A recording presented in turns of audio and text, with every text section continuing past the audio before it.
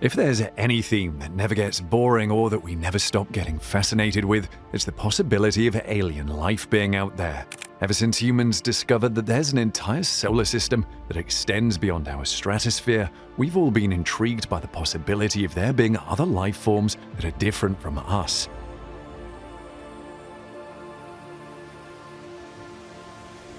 But where are the aliens? How do they live and survive in the vastness of space? Is there more to existence than just us humans? Questions like these have bugged experts and scientists for years, and if you followed the trend even remotely, you'd know that a lot of people have differing opinions.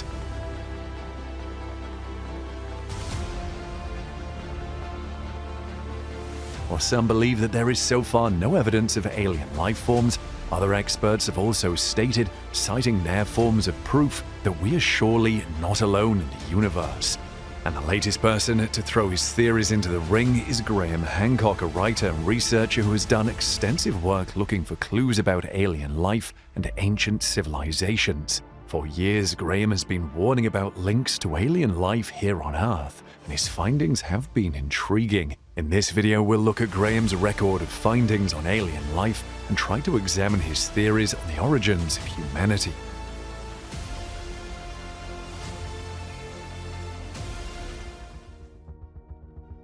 But first off, who is Graham Hancock?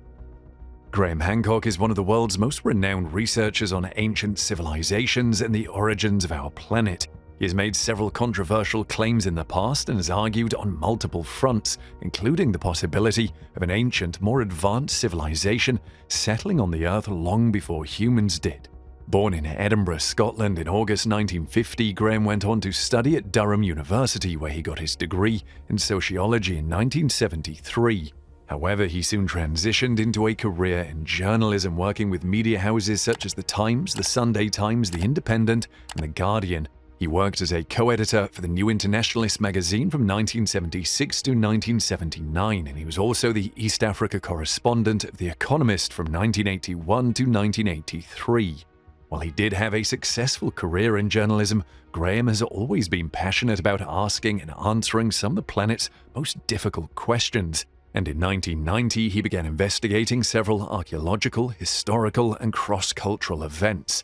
On these subjects, Graham has written about 8 books. He also starred in and created his own Netflix series titled Ancient Apocalypse. So I think it's safe to say that when this guy talks, we'd sure better listen.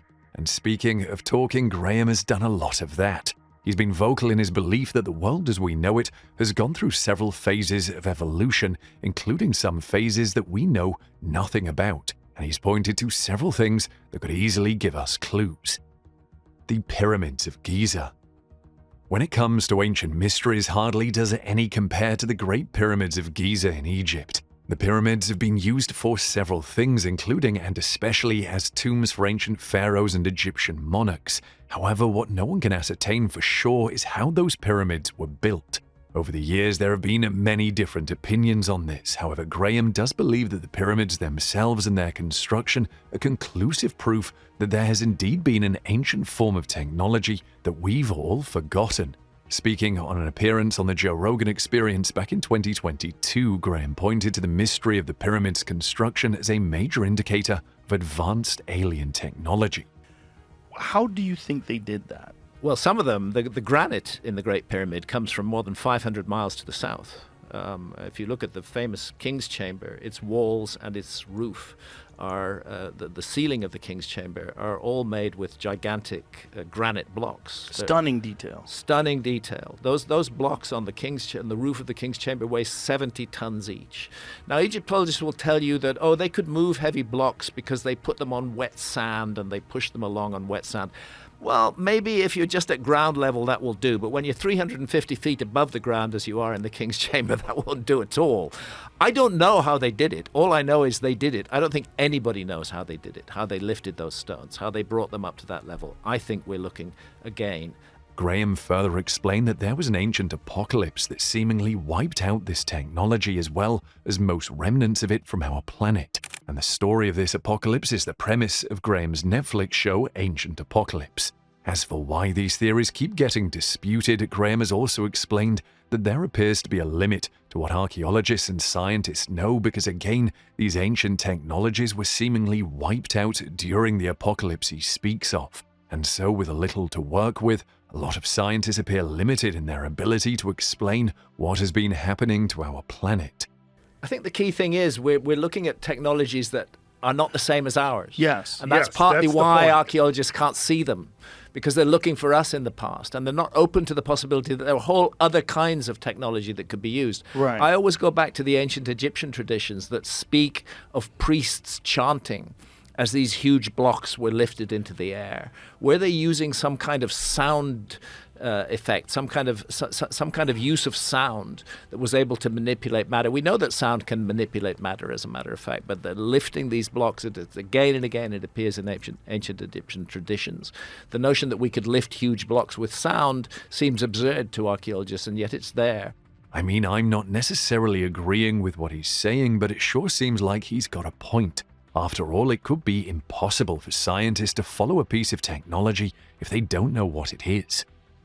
The Antikythera mechanism.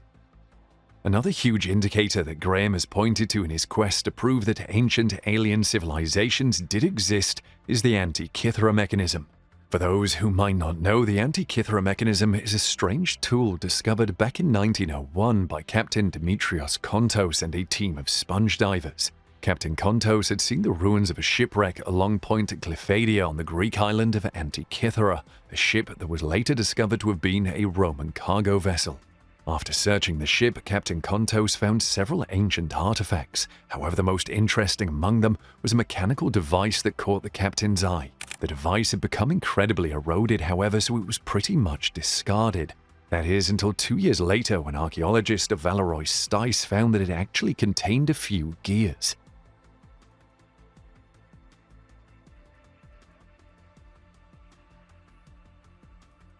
Over the years, scientists and engineers have reconstructed the device, which they named the Antikythera mechanism, and what they found was shocking. The device appeared to have been a sophisticated gear system that even had ancient inscriptions on it. Many believe it to have been the first genuine computer ever found on the planet. The mystery of the Antikythera mechanism is simple. How on earth did a device so advanced manage to fall into the hands of ancient Romans who lived at least 2,000 years ago? Graham has also spoken about this mystical device, as well as the possibility of it being part of an alien or ancient piece of technology. Perhaps a secret technology. It's very odd that very few of these have been found, and it may be that ship owners and navigators in Greek times were extremely careful about who they shared this technology with. Of course, it right? may have been as top secret as nuclear power is in our world today. The origin of human life. Before we dive into a bunch of the other stuff that Graham has said in the past, I think it's important we dive into the big one. Aliens, are they real? Have we made contact with them? Will they come back? Graham has been pretty open about his belief in theories of human evolution, something he criticizes modern archaeologists about because they don't seem to be more open-minded. Nevertheless, a few months ago he spoke with YouTuber Jesse Michaels about the work of another scientist called Francis Crick, which might explain how all humans just might have evolved from aliens. And for those who might not know, Francis Crick is one of the most renowned molecular biologists of all time. He was instrumental in discovering the helical structure of the DNA molecule we know today, a feat that won him a Nobel Prize in Physiology and Medicine back in 1962. In his 1981 book titled Life Itself, Its Origin and Nature, Crick argued that there is possible evidence that humans are actually evolved from aliens. The book explained Crick's conviction that the human DNA as we know it couldn't have evolved on this planet, especially given the time frame. You know, the classic model is that we have a sort of primeval soup. The early Earth, the Earth forms about 4.5 billion years ago, 4,500 million years ago. Mm-hmm. And for the first 600 million years, it's too hot to support any life. Until about 3.9 billion years ago, it gets to the stage where it could support very basic life forms.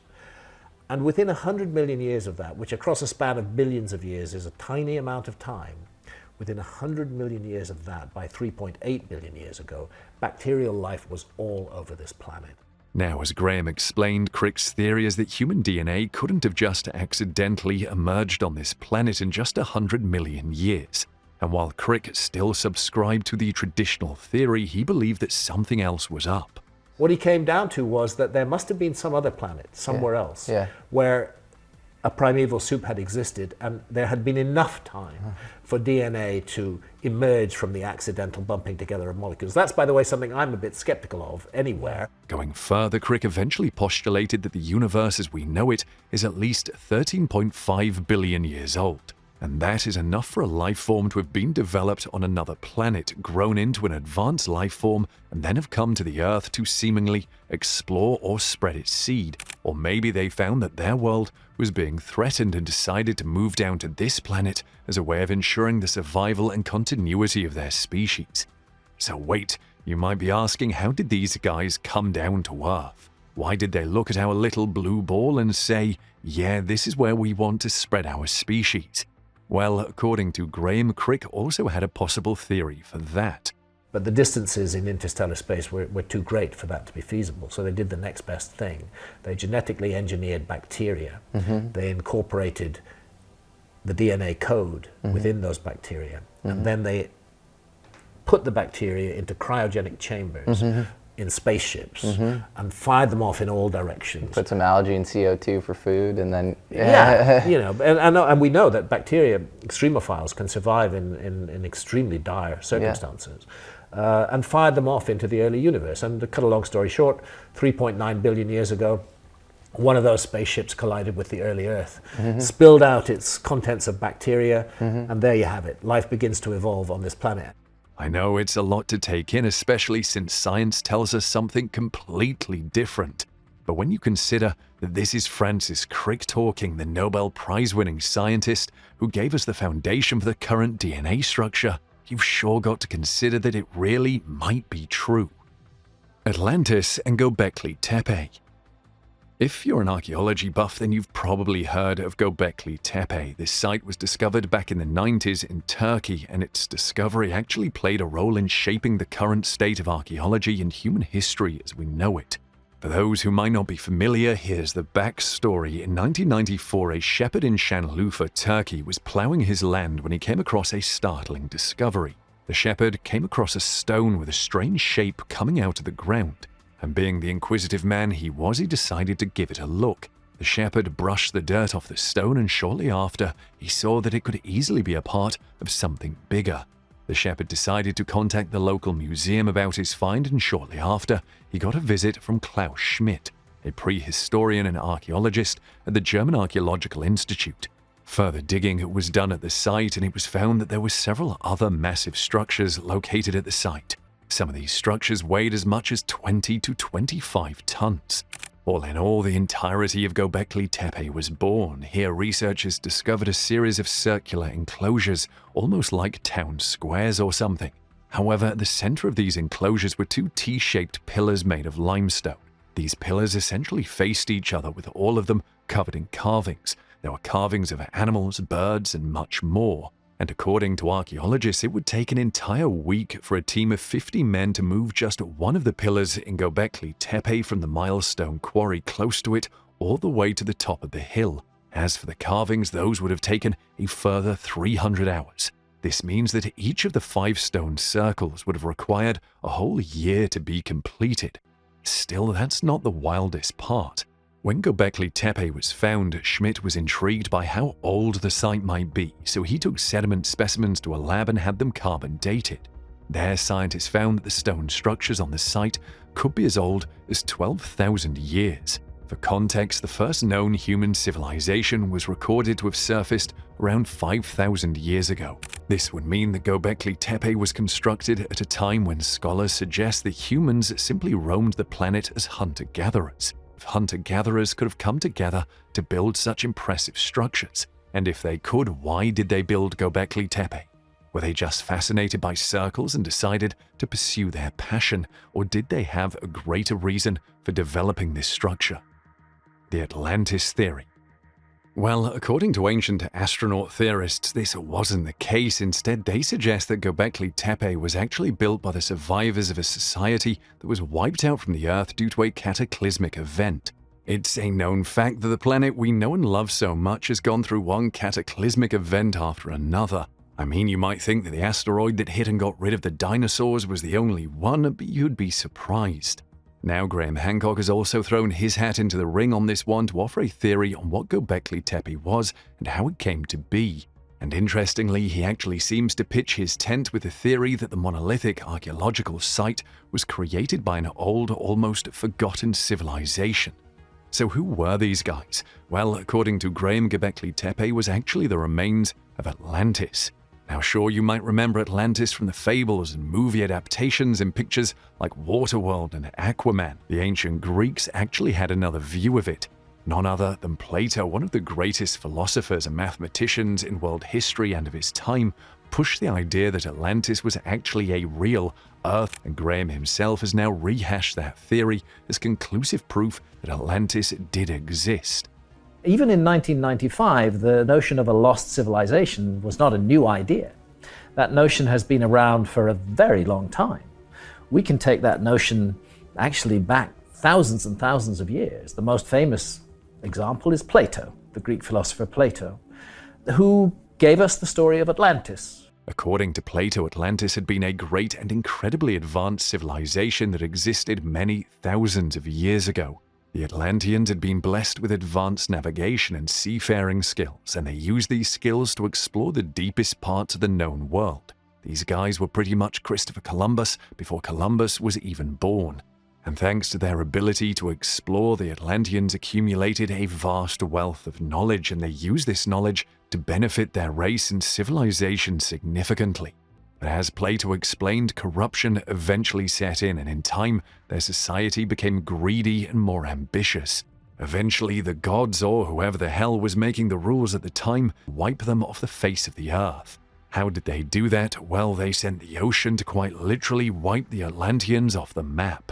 And the suggestion is that it's this hubris, this conceit of Atlantis, that it had become so sure of itself, that somehow the universe struck it down, and we have the cataclysm of flood and disaster, and Atlantis is submerged beneath the waves. Proving Plato's theory right.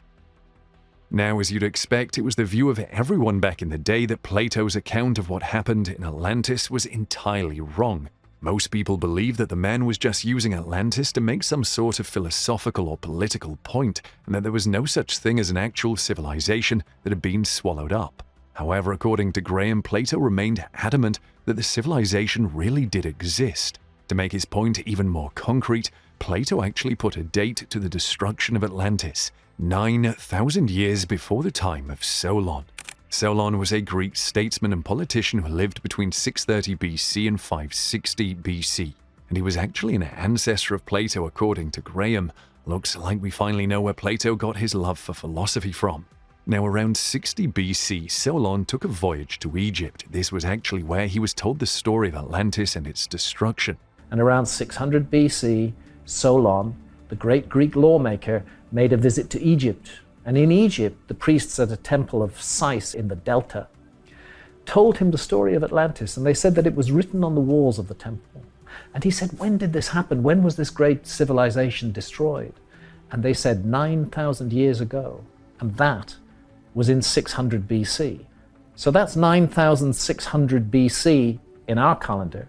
That's 11,600 years ago. So essentially, Plato was explaining that a great civilization of humans was destroyed about 11,600 years ago. Plato was pretty much mocked for his theories. Everyone called him a crackpot who had gone to Egypt to hear made-up fairy tales from the pyramid people. However, in recent times, geologists have actually confirmed that there was a true cataclysmic event that happened around this time. The event was known as Meltwater Pulse 1b, and in the geology world it is used to describe a period of rapid rises in sea levels. During this period, several parts of Europe and the Americas quite literally crashed into the ocean. And what do you know, this event happened between 11,500 and 11,200 years ago. So to recap, the Egyptians told Plato that Atlantis had been destroyed at a specific point in history. Plato told the world this happened, and they laughed at the guy. Then, thousands of years later, we find that there truly was a cataclysmic event that led to several major parts of the world being submerged by water. You can't make this up, guys, and if Plato did make it up, then he must have really been on the money, because how on earth was he so accurate? And yet, as Graham himself has pointed out, many in organized archaeology have continued to criticize theories like this as nothing but hogwash. However, if they weren't even able to properly assert that there was an ancient civilization that lived for so long, then how are we sure that they're right about a bunch of other stuff? Graham even went on to assert that there would be even more discoveries down the line that would prove maverick thinkers like Plato and the Egyptians right about the history of the world and the origins of the human race.